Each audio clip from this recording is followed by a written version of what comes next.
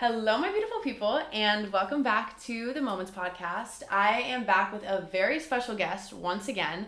You loved it the first time, and I think that this episode is going to be even better and even more valuable. And I just think that there's a lot of things that we're all going to be able to take away from this, and it's going to be very special. It's also going to be very real and raw, and just we're going to be talking about body image. And I'm with my therapist again, and she's one of my favorite people in the whole wide world, and I don't want to hype her up too much because I know how that feels, but she really is one of the most impactful people in my life and has taught me so much about myself and my mind, and everything that I tell you guys about, a lot of it has come from her, and she does it a lot better with her words than I do because you guys know how I am. But we're going to be getting into body image, and it's such a struggle for a lot of us. I think all of us, especially if you're here listening to this episode, you probably clicked it for a reason. We're all, consumed by so many different things and so many different people and so many different bodies and so many different standards, and we don't know. I feel like we're kind of at a point where we don't know how to love ourselves properly, and at least that's how I feel personally. So what we're really going to do, or what the goal of this episode is to just kind of give you a simple and scientific understanding of why the mind struggles with the body sometimes. I don't know. You'll kind of see as we go. We're just going to figure this out, and we're going to see how it goes. This is it's a hard topic to talk about because, I don't know, it's just broad, and it's very different for all of us. But I'm going to hand the mic over to Dr. Leon for a second, and she's just going to kind of maybe explain what I just said a little bit better. Well, actually, you did a beautiful job, because this topic is such an essential topic, because I think it affects every single person, whether you are, whatever gender you identify with, whatever age you are, because even back in the day when there was no social media, and I was sharing with you earlier, there were still other struggles that we all had, just differently, and where we got our struggles from, or how they came upon us. And because this topic is also, it can be controversial, because there's a lot of personal issues in this, with the way that people are raised, the experiences that they may have had. And this topic is very, very emotional for me too, and to help others, because I myself used to struggle significantly when I was younger with eating disorders, such as bulimia and anorexia, and definitely body dysmorphia. And as time has gone on, although I certainly would like to say I feel very much in a much healthier place, and I've learned how to work through that, I wouldn't be honest if I didn't say that there are still many days, and not even just days, certain hours I can be feeling one moment in 1 hour or 1 minute, and then look in the mirror again. I'm like, wait. Or you switch to a different mirror, and you're like, wait, why do I look like that here? Or I would take my camera out on my phone. I'm like, wait, I did not look like that in the mirror. And it's something that we really are all constantly battling. And I think that we could all just use some insight on, you guys should know that before we start recording this podcast, we sat here for probably over an hour and just not even procrastinating, but talking about all sorts of things, and talking about all the things that we're about to tell you, but just kind of on our own, I guess, off camera, off audio. So we're just talking through how we're all struggling, and how social media has made things, I think more extreme, and we're all consuming things from such a young age. And I don't know how old you are listening to this, however old, any age, this is something that I think we could all just gain some knowledge from and understand. Because for me especially, I've struggled with we all have, but I struggle with my body image, and when I can understand why I think the things that I think, or how to shift them in a scientific sense, that's when things actually shift for me in my mind. And I think that that's why this therapy that we've been doing for however long it's been now has been so helpful for me, because you teach me this is what's going on in the brain, and this is why it's happening. And it just helps me have so much more understanding and awareness of everything, that it makes it all a little bit easier. So yeah, I think that for people, there's a little bit more of a confidence or security in the understanding of why we may be doing certain things, or why we may not be doing certain things.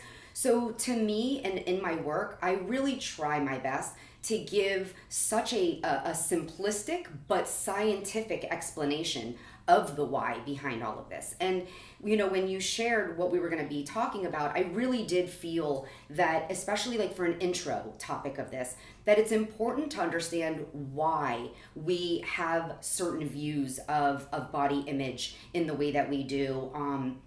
And then after the understanding of it, to give some tips on, you know, ways to counter that. And you'll probably hear me say this a couple times in this podcast, but well, they know that I am the queen of repetition, and like when I have something in my mind that I want to get across, I will say it over and over and over again, week after week after week, and they know that. So that's smart. They love the repetition. I think if they're still listening this far in, they love it. So you'll hear me then say this over and over, is that I don't think at the end of the day, the goal that would come from all of this is to eliminate the issue in ourselves of having a body image distortion or situation.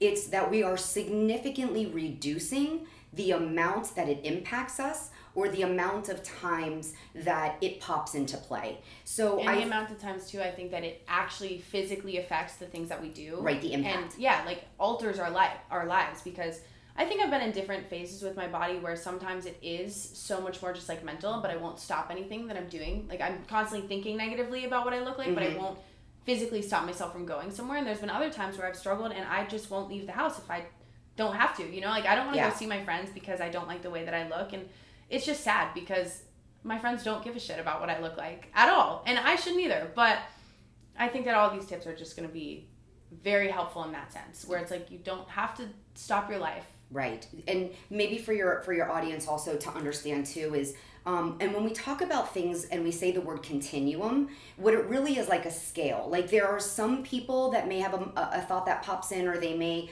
have a certain mindset about it, but it doesn't really impact anything. Whereas you may have someone that it's so significant that the obsessions, whether it's the amount of time someone's looking in the mirror, the things that somebody is doing to themselves to alter their image or isolate themselves. So we want to make sure that they're saying a problem isn't a problem unless it's a problem. So when it interferes with your functioning, it interferes in your social relationships, then we need to do something about it, because that ratio is off, that balance. Exactly. So if you want, what we can do is start with the 4 different ways that we actually see, feel, and think about our body. Yeah, let's definitely do that, because she told me these before we even started, and I was but like, I don't know, I never have thought about it in that sense, and even just you saying that gave me so much more of an understanding. And well, I heard it like 3 minutes ago, and I already feel different, and it sounds like really cheesy, but sometimes it is just understanding why, and then you guys will, like, you'll hear this, you'll be like, wait, that's a really cool way to think about it. Anyways, let's hear them. Thank you. So we'll segue right into, first, it's important for you to know that the way that you see your body is perceptual. It's basically meaning that it's not necessarily what really is there, it's the way that you see it. So somebody else can see something entirely different. So perspective, we hear in perception, is not always real, but it is what's in our mind. It's our reality. So that's one way that you have to first see, how are you perceptually seeing yourself. Second, the way that you feel about your body is the affective aspect, with how you view your shape, your weight, and particular body parts. So if you magnify things, if you have expectations that they are supposed to look a certain way, then that effectively is going to alter the way that you feel in your skin. Then there is the way that you think about your body, which is your cognitive image. And for any of you that were listened to the podcast in the beginning, and we talked about ants, like automatic negative thoughts. Yes, these cognitive distortions. So those will have a tendency to definitely distort the way that you think about your body. So when you become maybe perhaps extreme, perfectionistic, very negative self-talk, when you're honing in and focusing only on maybe one aspect of yourself that you don't like. Would an example of that be, like, I'm just thinking personally, like, this is something that I've experienced before. Like, say I have like a really good workout in the day and I feel really good about myself, and then like we go out to dinner and I'm like, oh, I don't really want to order that cheeseburger because then it defeats my workout. Like, would that be the cognitive, or would that fall into a different category? Yeah, so that might be a little bit more, which is the fourth. You always do such a great job in jumping ahead. I do get ahead of myself. Yeah, but no, that would be behavioral, because behavioral has to do with the actual things that are interfering, what we're willing to do or not do, based on all of those other three ways that we make meaning of what we're seeing and what we're doing. So withholding something from yourself based on your mindset would be more of a behavioral concept. The cognitive would be like this. So let's say, okay, I can tell you, so I had twins. They're 18 years old now, so it's been a while since I had them. But I might look in the mirror and have a moment or a day or a few days where I'm just like, oh my gosh, like some extra skin or my stretch marks.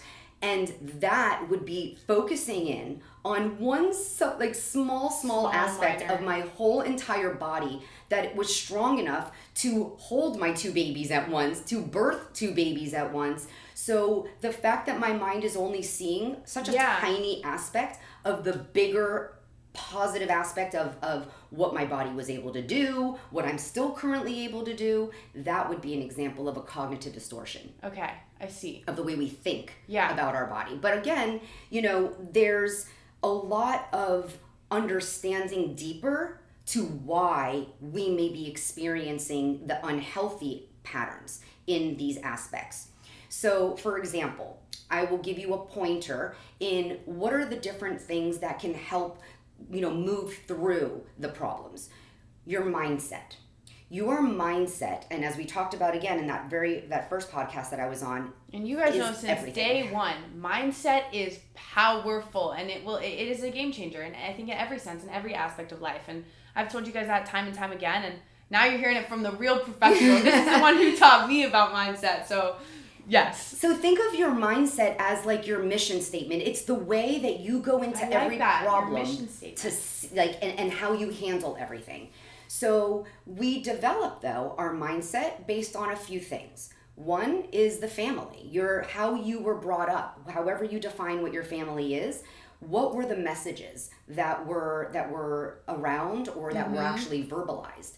Sometimes there are messages that our parents may have said unintentionally about something they saw on TV or someone else, not even realizing that there was an impact on the way you interpreted that. There's been a lot of conversation, I guess, about, it's kind of turned itself into like a little meme. Like people say like there's these, like an almond mom. So that's a mom who like doesn't keep snacks in the house. Like always make sure her kid is like only eating healthy food and fruits and vegetables. And then there's other families that you're going to grow up in where like my house, for example, all we had was junk food. So I never ate a vegetable. And I think both have, their pros and cons, and you need like a balance within that. Sure. But it kind of goes to if you're raised one way, you're going to continue to be that way. I don't know. Absolutely. It's because you're being ingrained and wired to have a particular mindset, and you're around those people most often. So for comfort levels, if you're not wanting to feel so different and unique, and that's where you're learning it from.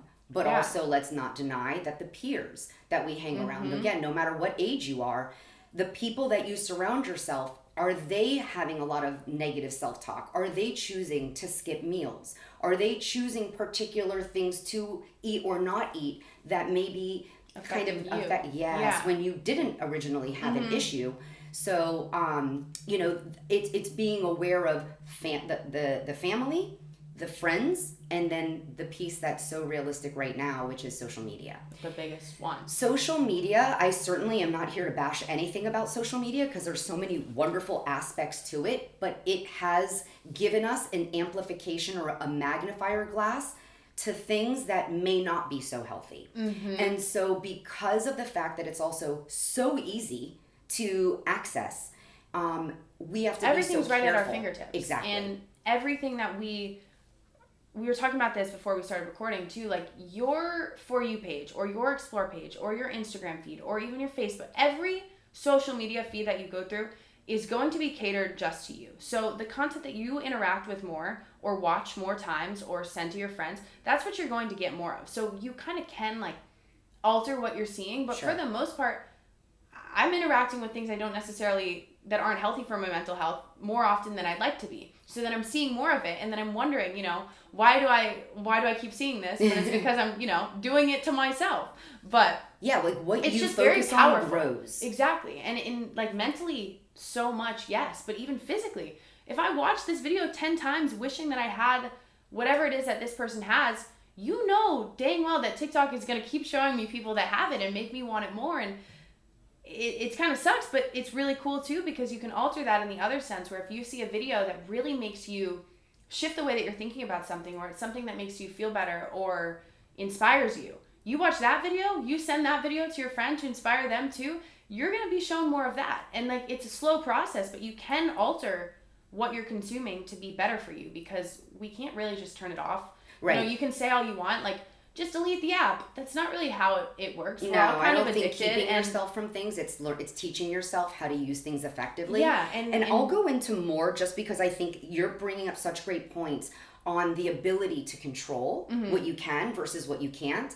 The mindset piece and knowing social media, family, experiences, friends, those are really just a foundational opportunity for you to say, so if these are the components that have like shaped my understanding or my message about food and about myself, then let me really deconstruct, where did I learn it from in any of those, and can I start reframing or rewiring myself to think differently? A personal example is growing up with a grandmother who was a Holocaust survivor.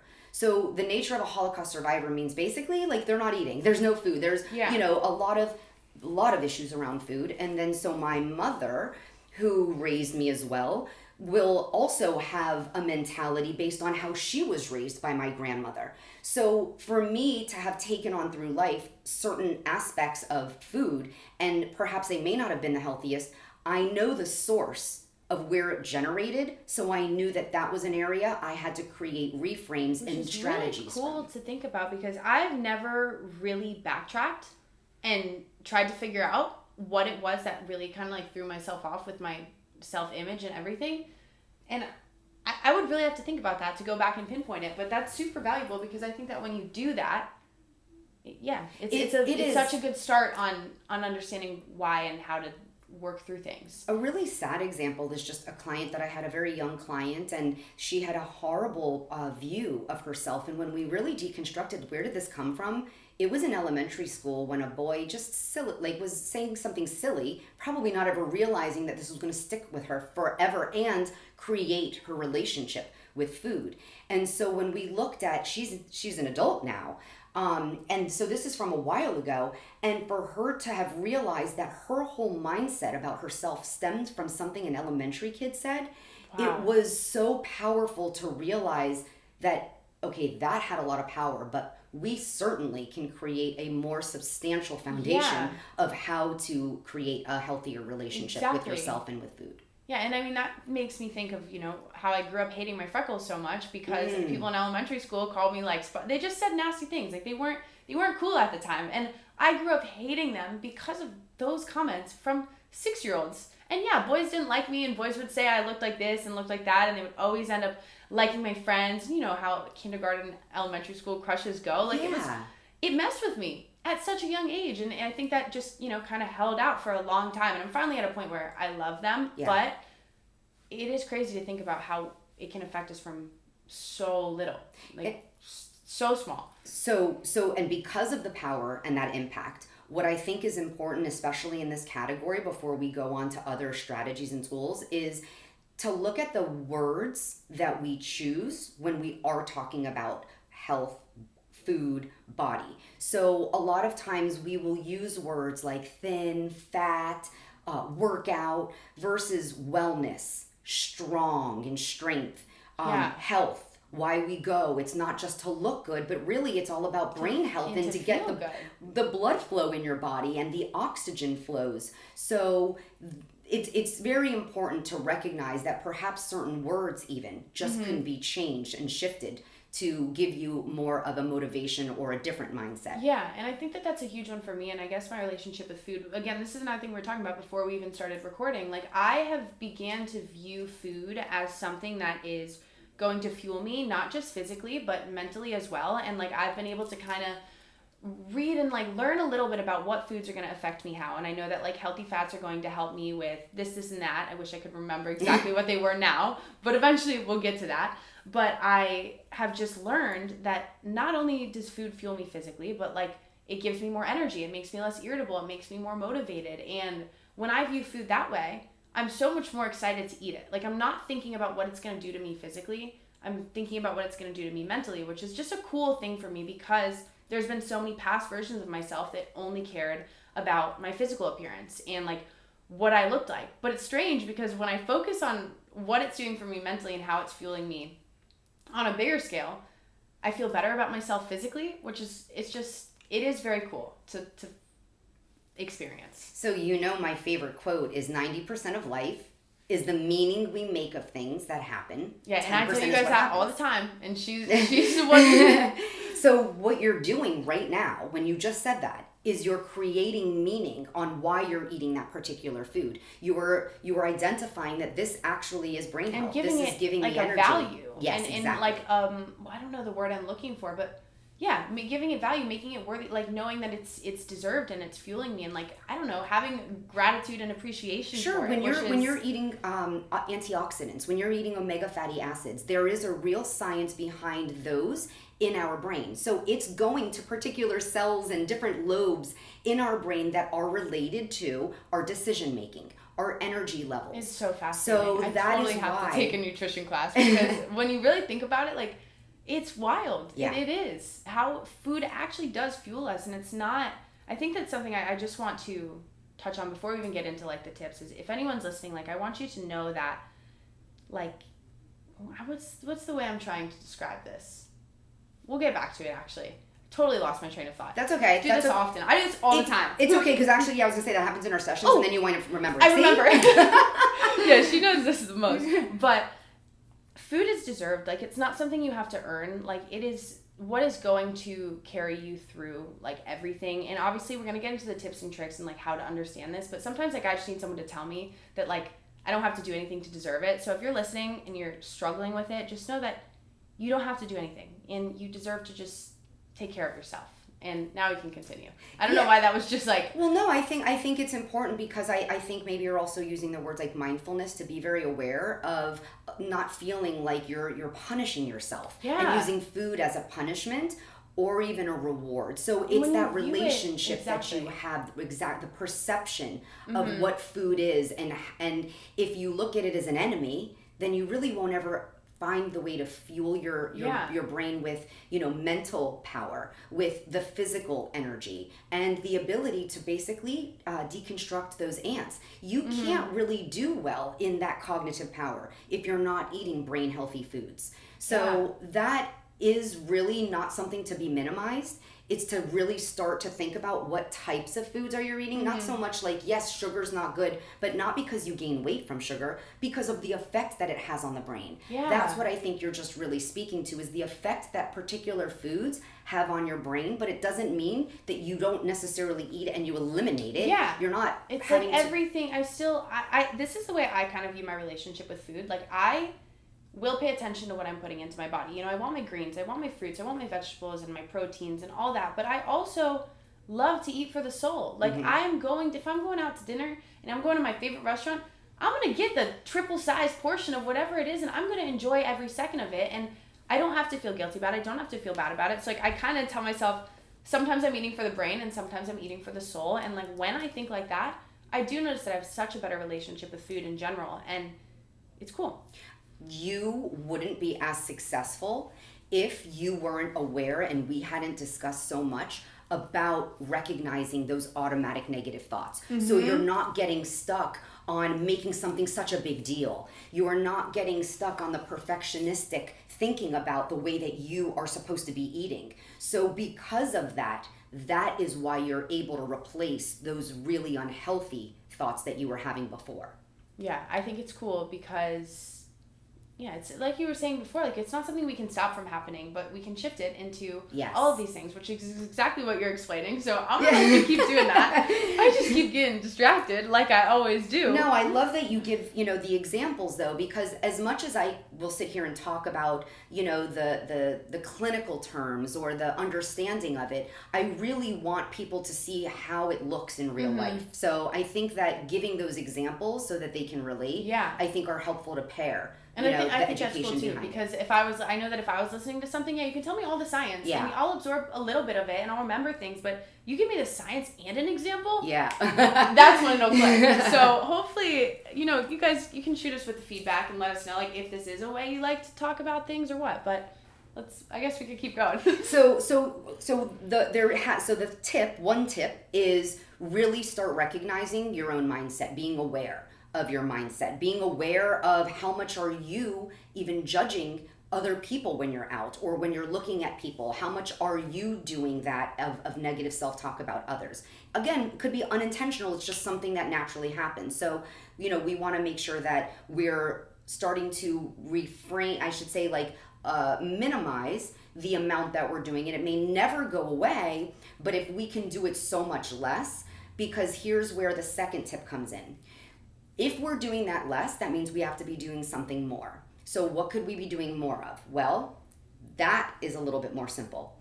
We can focus on something that has nothing to do with our looks. Because at the end of the day, what we're really talking about is something that is superficial, that has no relevance to our purpose and to our ability to have fun, to have joy, to make an impact. One of my favorite quotes or expressions or phrase, whatever it is, it's like just the thought, when you die, nobody's gonna be talking about what you looked like. Like, that's not what you're at. Like, people, and I think that, like, I've noticed too, when I think about my friends and my family and the people that I love in this life, or even when I meet people, the last thing I'm paying attention to is, like, what they look like on the outside. Like, I'm noticing the way that someone's laugh sounds, or, like, how they light up a room, or the energy that they bring, or the aura that they let release. Like, that's what I'm paying attention to, and I think that that's what most people do, and then we put in our heads that people are nitpicking all of our little flaws, and they're just not.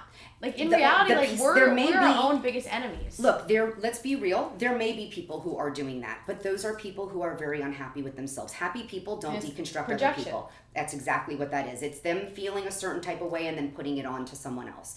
But, the thing about our, what kind of thumbprint do we want to leave in this world?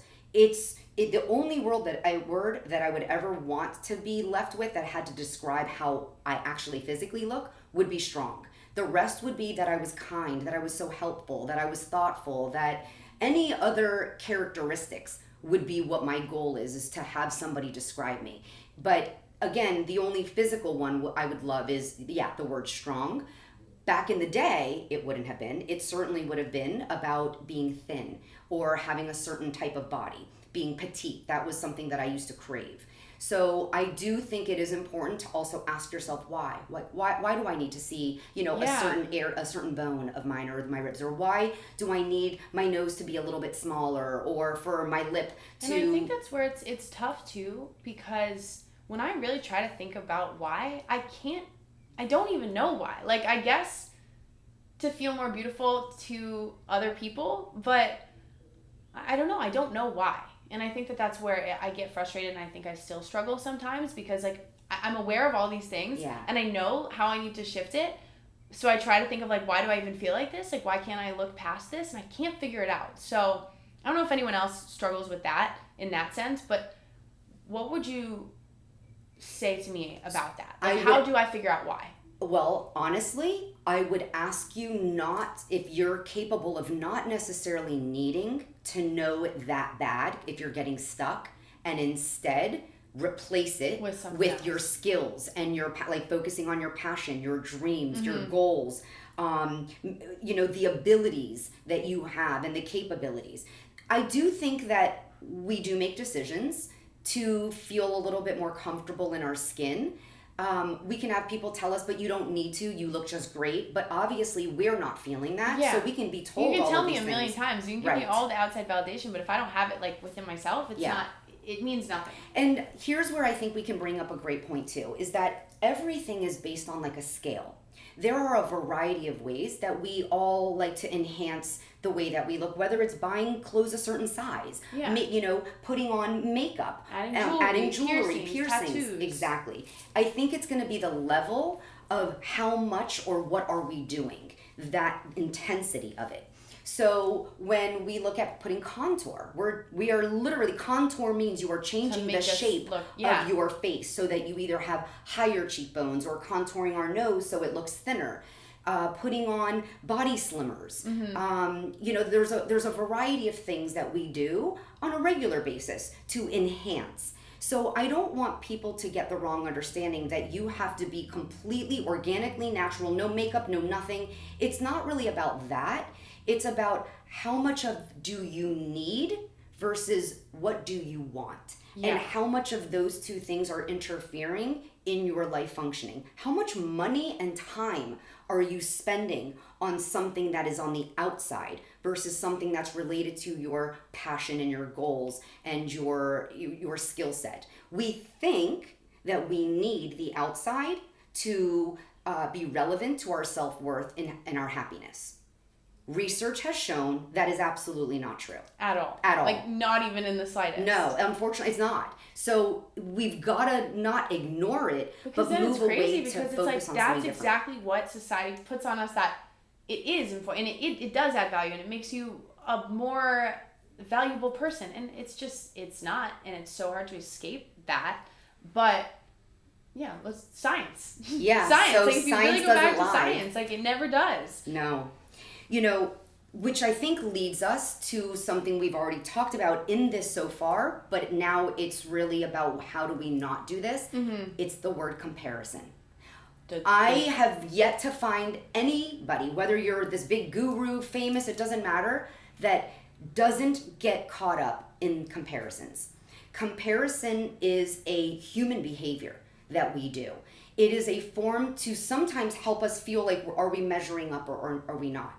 The problem is are we making realistic comparisons? Are these comparisons even something that would be sustainable? Well, yeah, because we were talking before, I compare myself now at ripe age of 22 to what I looked like at 15 years old. Yeah. When I wasn't even grown up. I hadn't even grown yet. And I was like, I look at those videos, I'm like, oh, I wish I still looked like that, or I was that small. And one, that's not realistic. Two, that's not healthy. Three, I'm evolving into this woman who has woman parts, and that's a beautiful thing. Like, I'm preparing myself not even to like think so far ahead, but have a kid, or I don't know. Well, that's exactly. So you're currently, when you're doing that, you are replacing those negative thoughts about what I wish I would have looked like, what I'd still look like, or I wish I could have this, to be able to give you the knowledge of, but what I'm currently doing is actually healthier for me in the long run. This will actually keep me healthier wellness-wise.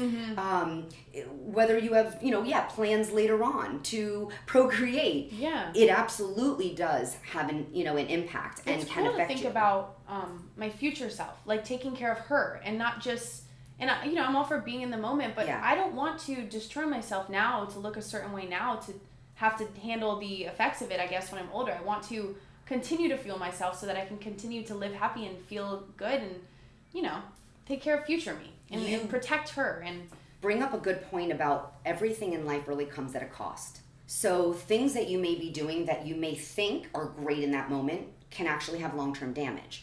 And so when we're talking even about comparisons, and so especially because of social media, we see things so much more often, but we don't really know the story behind it. So we may see a person that may look, according to whatever standards you have in your mind, that looks like perfect or exactly what you're looking for.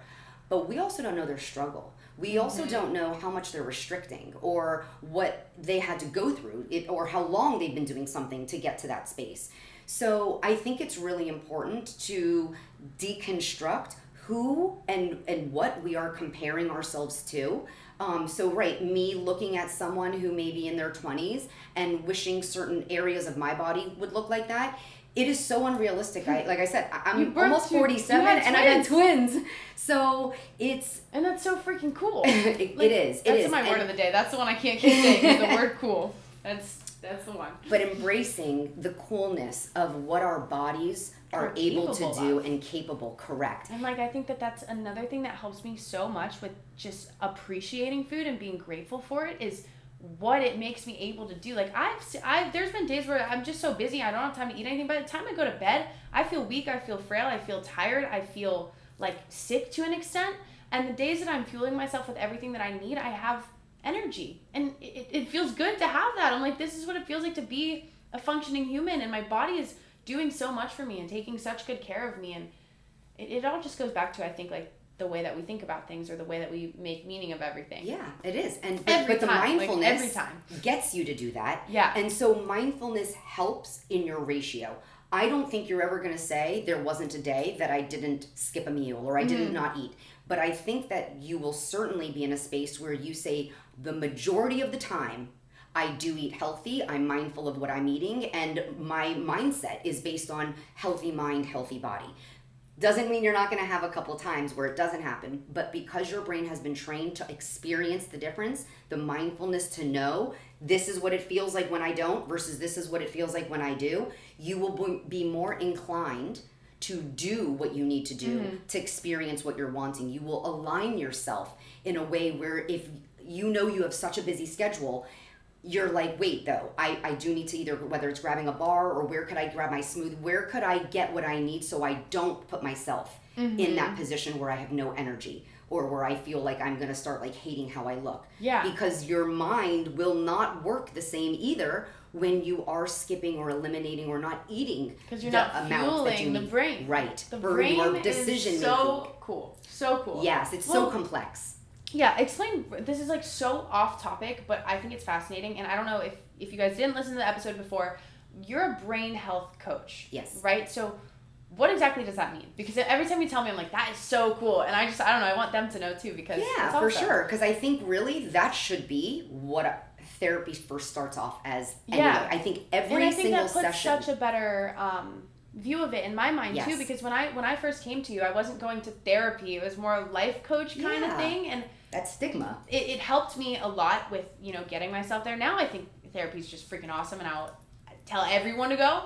But whatever form of it is, I guess. But I think that what you do and the way that you explain things is so cool.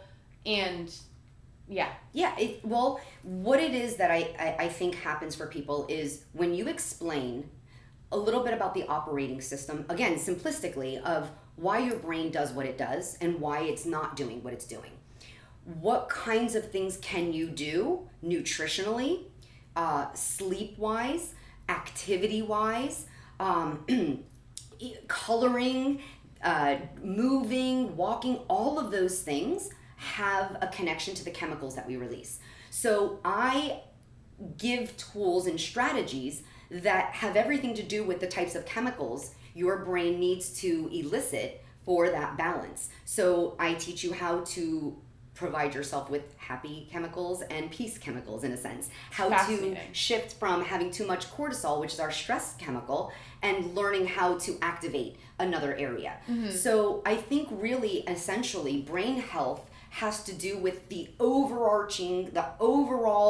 concept of that is what directs and guides everything that we do. Exactly. So if you can learn to take care of your brain in a variety of different ways that are healing, you're golden. Then exactly, it really you become so resilient. Is powerful. Yeah. And I really do notice that when I take care of it and when I prioritize it, that's when I feel the best and I want to do the most. And it's so simple. It takes a long time, and I think obviously I'm forever evolving and I'm always changing and I'm always learning more. But the more that I learn, the better that I begin to feel because I can understand why I feel and why I go through these things. And it's just... You become the driver of your life instead of this passenger that's just experiencing things and sitting back and having no control. Understanding gives you the ability to absolutely do something about it. If you know when you're in a moment what is happening, and then you're like, oh, okay, well then I just need to distract myself a little bit or say this to myself, then you're more likely to be able to do it because you understand what's happening. So I feel like that understanding, as opposed to your understanding of why would I need to have done this to feel better, that part I don't think you should be so hard on yourself about. not having to understand the why. Like if you're so stuck, then now move on and just replace it. Let's get to the opposite of that. But as far as when we're talking about our mindset, you know, you can certainly do it, and don't think it's just going to happen where you think about it right now and that's when your answer is supposed to happen. It's over time. You can still continue to think about the mindset of how it was built. What in school, you know, your experiences and things that you may have heard, or even the way that they talked about nutrition or not talking about nutrition could have everything to do with it. So it's just what I'm trying to say for your, you know, the audience is not to get stuck too much in maybe not understanding the why, but at least knowing there's a variety of things to still do to get through it. And it usually is the opposite. Yeah. You know, again, the comparison, it brings me to, and even though we're going to get there in a second, is that social media topic. The comparisons are important, especially because social media is a huge part of our life. In who on social media are you comparing yourself to? And what kind of message, when you're comparing, are you receiving from that person? And what are you trying to do? So, for example, like I, you know, had always loved learning and listening to like gymnasts and to people who were in a sport, let's say that it was all about that sport and they're doing that sport, let's say in training, hours upon hours and upon hours. All day, every day. All day. So you would imagine their body, and for me, someone who I always loved that the strength, what their bodies were capable of doing in the air and on these things, it was just fascinating. But at such a young mind, always like wishing I can have that and look like that. It's like the difference between, are you fascinated by it or obsessed with it kind of thing. Right, and but look what it comes with. It's giving up. You pretty much have no social life, sacrificing everything. Family, sacrificing free time. And so when you also listen to documentaries or you hear someone's story that may have had this wonderful life that you think, you hear the struggles really that they had underneath. Yeah. So be careful sometimes what you wish for, because it's just, again, something you're visually seeing. Well, and that's the thing with social media. It is all a highlight reel. Yeah. Everyone posts, you know, when they look the best, when they feel the best, when they're doing the coolest things. And, like, we don't realize, I think that we're all kind of starting to, but, like, underneath that is a real human who has these real problems that, of course, they're not going to talk about. They're not going to talk about the big, huge fight that they got in with their mom, you know, the other day. Like, it's just the little things like that. So, you know what, Lexi? So that, and that's what I think you're such a beautiful example of, is there are now more people who are not just putting their highlights, who are open to sharing the struggles, who are open and transparent to discussing the things that are really real versus not, whether we're puffy, whether we have a stretch mark. So what this now means is we can do something about it. When you are following people, go and try to put the people that actually are so authentic and sharing, this is although you're seeing this is what I really look like, you know, when they're doing the sitting and they're showing you their cellulite and their imperfections. Just normalizing what's normal, because it just should be normal. Like, we are all human and we've all just kind of gotten to this point.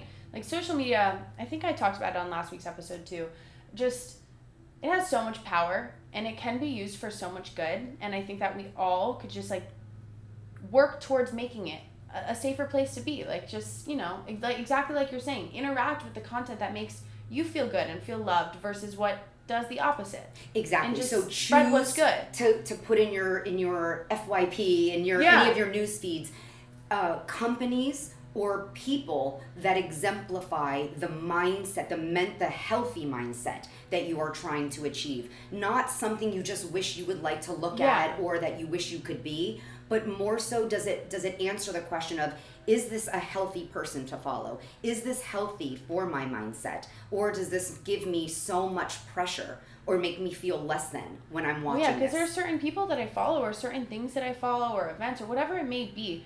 I'll sit there and watch and watch and watch everything that they're doing, and the whole time I'm scrolling, it's making me feel like shit and wish that I was doing that too. And I really got to stop myself and like come to my senses for a second and be like, what is the point of this? This is doing nothing for me except making me feel worse. And then I try to go after that, do something that, you know, is going to make me feel better online, something that's going to evolve my mindset or just make me feel good. Well, so, and I think that can kind of lead to that last point is, so when we maybe on social media and we're scrolling or we're just automatically looking in the newsfeed, that may be an opportunity to specifically do a search on positive body images or how to work on positive body image. But basically, what are you doing in your time on social media? Hold yourself accountable. Are you spending more of your time on social media looking at things that make you feel like shit about yourself? Or are you spending time on social media that when you're done, you feel so much more fulfilled and you actually use that to help you grow? And that's why like social media can be so cool, and it's such a debate I have with myself back and forth where sometimes I hate it, sometimes I love it, because I learned so much from that silly little app. I learned about a lot of the stuff that's going on in the environment right now that only came to me because it popped up on my For You page. And I just learn all these random facts, and I hear all these beautiful quotes and like things that I see, these beautiful travels that just inspire me. And like that can be so good, and there's so many great people to follow out there. And I think that we just get consumed. I don't know why this happens, but why are we more fascinated by the things that make us feel worse than the things that make us feel better?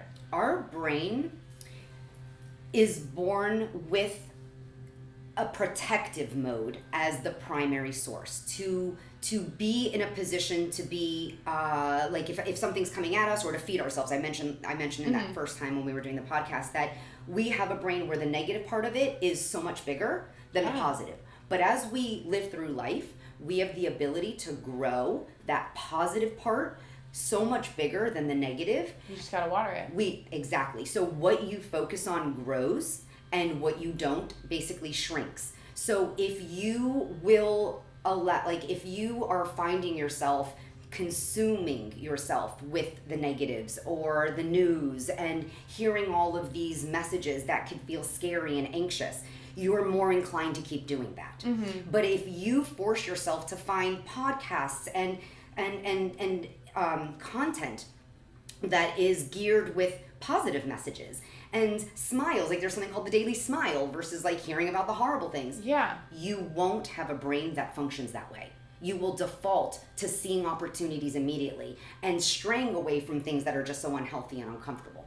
And it takes time, but it's so doable. And it takes time. That's what I really, really want the audience to understand. Because I think that a lot of us, and I say us because like me too, like I expect things to change overnight. I'm like, oh, I woke up early. Why don't I feel, healthy again? Like, why do I still not have any motivation during the day? Or I did this. Why don't I have that yet? Because it takes time and we have to put the work in. And then eventually it all kind of comes together. And this is a huge conversation that we've had, I think, a couple of different times. Like, I was like, well, everything's just kind of working out now. And you explained to me that I've been putting the work in for, I think we might have talked about this on the last episode, but I've been putting the work in for so long now that, you're going to see the effects of it. Like that. It's a process. Yeah. And because of the fact that it's a process, sometimes we can feel defeated, like we're not seeing it come to fruition, like we're not seeing what we're actually doing. But if you really are mindful and you start to recognize the way that you feel when you are more positive or when you have a better outlook versus staying stuck or getting caught up in that negative spiral or that loop, you will start to see that difference. You will start to want to prioritize. And then once you see it, it kind of motivates you to do it more. And I do notice that a lot within myself. Like I really tried to focus in on gratitude this year. And I've always been, grateful for everything. I love and appreciate everything. Yeah, that's what I say and I do feel it. But this year I really wanted to learn to appreciate the tiniest of things, like the little shell that I found on the beach or the little flower that's growing in the grass. And I noticed that when I focused on those little things, it was so much easier for me to find more things to be appreciative of and grateful for and just realize that I really am so blessed. Like, there's always going to be shit that's going on, but I was saying this to you before too. My family's happy and healthy. I'm happy and healthy, and there's so much good that I have that I can focus on versus everything, that might be falling apart just a little bit. Sure. But that disappears from my mind if I'm paying enough attention to everything that's valuable. Little adds up to be big. So we feel like the little things don't matter. whether it's good or bad, and it's the opposite. They really do, because they do add up. So when you have little things that bother you, little, it eventually grows to be this one big thing. But when we have these little things that we're finding joy or peace in, they add up to a bigger picture. Yeah. It's like it starts with one weed, and then all of a sudden you got a whole field of weeds that turned into pretty flowers. But that you created and that you cultivated. That's what's so beautiful about it. And so with the power of seeing that this has really been all in your hands the whole time, you just needed to change perspectives. You needed to change your mentality. That's where the change comes from. It comes from within. It comes from our brain. But if we're not treating our brain healthy, we're not sleeping, we're feeding it a lot of unhealthy things. We're drinking a lot, doing drugs. All just connects. What that actually does. Because it all, it's so mind-blowing to me how much power we really do have, and how much we don't recognize that what we treat ourselves with and do, basically what you just said. I don't know, I think back to college when I was going out all the time, alcohol is literally a depressant. There's a reason that I was depressed all the time. It all adds up. I wasn't sleeping. I was drinking every night. I was eating, lots of good food, but also a lot of junk processed that I just didn't need, and I never felt good mentally or physically. And then kind of being able to shift now into the point where I'm really not going out that much, and obviously I still love to go out and have fun, but a lot less often, and I feel better. And every time I drink now, I kind of can become aware of what it does, because it's less often, and I can compare the college version of myself who was drinking all the time. Now I'm I wake up and I feel a little, off mentally, and it's just cool to learn. You adjust your expectations. I think you bring up a really good point. I think it's important to recognize that I don't know who out there does this, and if they do, phenomenal. But to be perfect, where all you're doing is eating the healthiest foods, all you're doing every day is everything that's just related to all brain health, I don't know how realistic that really is. I don't think it is at all. I don't either. Especially not for where we're at in the world. Yeah. So there's a lot of good food out there and good and anybody that knows me, experiences to go enjoy. I mean, when I tell you, so anyone who really, really knows me, I have such an obsession and fascination with sweets. I mean, I went to a candy expo and with my sister years ago. Sense. Yeah, I can totally see that happening. I mean, we shipped home a whole nother suitcase of just candy. I mean, so let me be real. I'm not anti-candy or anti-sugar. I love soul just food. know what the effects are and what can come from that. So the idea is this. If you're someone that's not going to eliminate alcohol from, your experiences, okay, so don't. But do make sure that in all of the other areas of your life, you're doing as much as you can to take care of your brain. So that when there are times that you're not, it's not significantly impacting it. But also just knowing that we can just be really quick with this, but alcohol takes all of your happy chemicals and gives it all to you at once. So it stole it from tomorrow, and it stole it from the day after, and it stole it from that third day too. So now I've never thought about it like that. I've known that, but when you say it like that, I'm like, dang, that makes so much sense. It totally stole it, because when you get to those days, it's depleted. You don't. Yeah. You have to. Your brain has to now recover. Alcohol is a brain changing agent. So, but temporary. Unless constant, then does long-term damage. But meanwhile, your brain has to kind of get back. That's what happened to college girl me. That's where it went downhill. And I honestly, I don't want to blame it on just that, but I've learned from a lot of experience now that played a huge role on my mental health. And I've touched on that in an episode before, and I still want to get into that in a different one, just my whole college experience. But now what I try to do is, because obviously I'm still going to want to go out and have fun with my friends. Yeah. Who, they might enjoy drinking a little bit more than I do, but when I go out, I'm going to have fun. I'm going to drink. I know myself well enough to know that I'm not going to go have fun in a social setting if I don't have a little something to, get me out there. But I've been trying to incorporate, the next day, I know I'm not going to maybe feel 100%. I might feel 50%, but I'm going to give 100% of that 50% that day. I'm going to go still try to sit in the sauna, or still try to go for a walk, or still drink my greens in the morning. And, the little things like that kind of make me feel a little bit better about it, versus in college, if I was hungover, nah, I'm done for the day. I'm just going to sit down and do nothing. Right. So you're just continuing to deplete more. Exactly. As opposed to what you were just saying that you do now. Slowly giving a little bit back to me. And you'll only get a little bit. You really won't get what you normally would have, but it's still way better than doing nothing and just experiencing the negative side effects of our brain having to reformulate itself back because of the alcohol that you drank. And so sometimes for people, especially when you're talking about college or people at that age where you just have it a little bit more accessible, then there's more and more, maybe the day after again, someone's drinking. So your brain's really not I used ever to cure my hangovers with more drinking. Right. Because, then they'd bring all the happy chemicals from the next 3 days. And then, the next night, then all of a sudden I'm like 5 weeks behind on happy chemicals. And it makes so much sense when you think about it like that. I think that lends itself probably to even like a separate podcast discussion. I was just thinking that. Partying or learning how to find that middle ground or how to party responsibly, whatever way we want to, discuss it. But I do think it's important that someone is aware of exactly what's going on, what may need to happen to kind of like get it and heal it back. But just discussing like even being proactive and going into it, or some people feeling pressure. I think that could be such a valuable conversation, and it's honestly been something that I think that people have asked for before too, for me to talk about college, because I've been very open about my struggles with drinking, because it's not like just in college. Is when I had this whole problem. The first time I was in Hawaii, it was the same thing. It was like being in college again, because we were going out all the time, partying all the time, and I noticed it did the same exact freaking thing to my mental health. And it's cool to get to a point now where I know what it was. I couldn't pinpoint it at the time, but to get into that conversation could be so valuable. So I think so too. We'll do that another time for sure. Because now that's what I'm thinking about, because it's tough. Like, there is such a way to do it responsibly. I feel like isn't the word I'm looking for. Like, I can't sit here and say alcohol is this and that and bad for you when I love to go drink and have fun. In moderation now, though, because it's more of a reward versus when. Well, that has a lot to do with it. It's how you go into it. So I mean, again, that's a whole separate topic and a separate discussion, but the why. Is it because you had a bad day? Is it because your friends are? What is driving you to do it? Because that drive that's having you want it will also have a relation to the effect that it has on you and how much more you're doing. And so it's like a whole nother explanation of understanding. So that's what we're doing next, because I think that especially with this age, like being 22 I'm going into a different version of the same topic, but being 22, it's so common at our age that going out is like the big thing, you know, and especially if you're living in a big city or if you're in college, like it's hard to say no to all the time.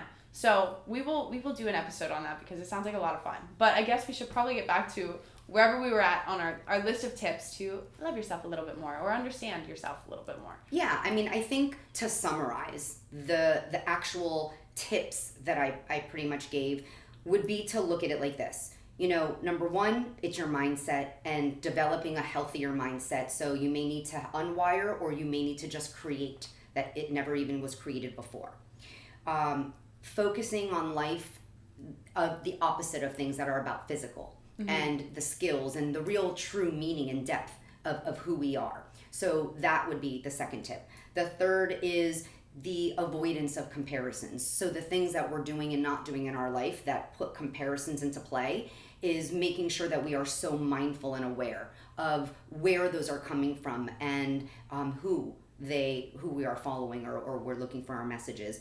And then really being so aware of how we use social media and what is in our feed and what we are being exposed to, who we are being exposed to make sure that it is aligned with what it is that we're looking for. And again, if we're looking for healthiness, then make sure that we are aligning ourselves with people who are promoting healthy, organic, realistic explanations of life, and not just this facade of something that is superficial, which is solely related to the outer appearance. That to me is what I would just distinguish. So valuable. Everything just it clicks so much better when you say it, and that's why I'm so grateful that you are here and on this podcast, because like I said, I try to tell them these things, right? You know how I can be, they don't make sense the same way that they do when you say them, but no, it's cool. We can do kind of like a combo. It's like sometimes you need the little train that just floats around and goes all sorts of places. Clearly you are doing a tremendous value to our youth. Obviously, you have such a following and for such a positive reason in a positive way. So you are definitely conveying what needs to. I think what I'm adding to this is the true one, that science behind it, the ability to give my over 20 years of experience to this. to give you the knowledge of what I've seen and what I'm currently researching and still being exposed to. And I think that that's why we make such a great team on this, is because you have all these wonderful skills to be able to relate to your audience, and I'm just here to supplement and give the additional information to what you're already sharing. It's cool because I have that 22-year-old mind, so I feel like me and all my friends that I talk to, we all think the same, but then it's really cool to have the actual real scientific understanding, and I'll always think that, and I'll always say it, so it's awesome. And I'm very grateful. I'm just in my own right. The way I say it is like, I'm still always going to be a kid at heart, a young, person. And from my own life story and my own traumas, it's like I didn't really have this young adulthood in a sense. So I love being immersed in it. You get to live it up now. Yeah. And another thing, you never have to age if you don't want to. Like, you can just be young at heart forever, and that's what I always say. And always healing my inner child every single day, like making time for play and fun and things that just are innocent, and you don't have to think too much. Just do whatever you love. Why I have a tendency to be relatable, is because I can tap into that youth aspect, and to understanding again of just the amount of clients that I have that are young adults, and hearing the issues that some may struggle with. So to be able to be like a liaison in a sense, or like this additional person to help and to be a helper with you. I'm just, again, so blessed and honored to be in this space to have this type of impact for people. It's so cool. It's crazy how, life brought us together randomly from so a mutual friend that I barely talk to anymore, and then I don't even know who it is. I just know who it is, but I don't know her. So it's not even like a mutual friend. Evolves itself into something, and it's always meant to be. And I think, did we cover all the points that we wanted to talk about? I think just as if this is an intro to it, I think because it can be so overwhelming and there are so many aspects to what we can discuss, I think that this is at least a great starting point, and then your audience can share with you what to expand more on. Exactly. And like I was saying to her, there's this guy, Andrew Huberman. I've probably told you guys about him before, but he is super, super smart and knowledgeable, and I absolutely love to listen to him talk. But he talks in his podcast for 4 hours. And I really don't have the attention span for that. And I don't think any of us really do, considering we can barely watch a 15-second TikTok without scrolling. So I agree. I think this is a perfect amount of information for people to take in now, start applying it. And then, next time we'll talk about something else. Absolutely. And then something else. Or if this is something that someone noticed for themselves, you know what? I never thought about it like that. Well, that's what you did for me. Even just today, even though we've had, however many sessions, there's still things you said today where I'm like, wait a second. That's a really cool perspective shift, and I'm going to apply that to my life. And so I would love if just even one person was able to hear something in this that they say, you know what? I'd actually like to figure out a way to do this more. And then they can, and I say, go get help. Go ask someone who's knowledgeable, meaning a professional. But if the area of concern for someone on this topic, their main issue is dealing with body image issues or eating disorders, I would certainly say when you are looking to find someone to help, look at someone with a specialty or an expertise in the eating area, in the nutritional area, because they will be able to be more effective than someone who may have a specialty or expertise in some other areas. Exactly. So I just really, would want to promote that if there's something maybe even that they heard in this, that they're like, oh, I didn't ever realize this may be what may be contributing, go and explore that. It is so worth it to uncover things that may have contributed to unhealthy habits or an unhealthy mindset. And also just know that getting help is not a sign of weakness. I know there still is always going to be this stigma around it, but when I think of someone going to talk to someone about what they're going, it's it's strength. It's so empowering. Yes. It's okay, I know that I'm struggling with this, and I know that I can make it better in a sense. I don't know how to explain it, but it's a sign of strength. You should never feel bad about needing to talk to someone or wanting to talk to someone. We're humans. We like to talk and we like to connect with one another, whether we realize it or not. And I don't know, just having a connection where someone can, I don't know, whatever it is that we do, every time I leave, even if I go and I feel great and I'm on top of the world, every time I leave a session, I feel better. I feel more understanding. I just feel happier. And I think that it's super valuable. And it's crazy for me to say that because for so long, you would never catch me going to therapy. I don't know, thought therapy was only for sad people, but it's really not. And it's for all of us. We all should. And I'll say that now until forever. But yeah, I mean, I just think that if you think you're supposed to know all the answers to life, and especially because our schools don't ever teach problem-solving classes, coping skills classes, they don't teach us about our brain. No, they don't teach us anything about the real world, honestly. So why would someone expect to really know how to handle and do all these things, especially when it's so emotional close to home? too, yeah. Exactly. Oh, and this is so funny. You guys have heard me say this before.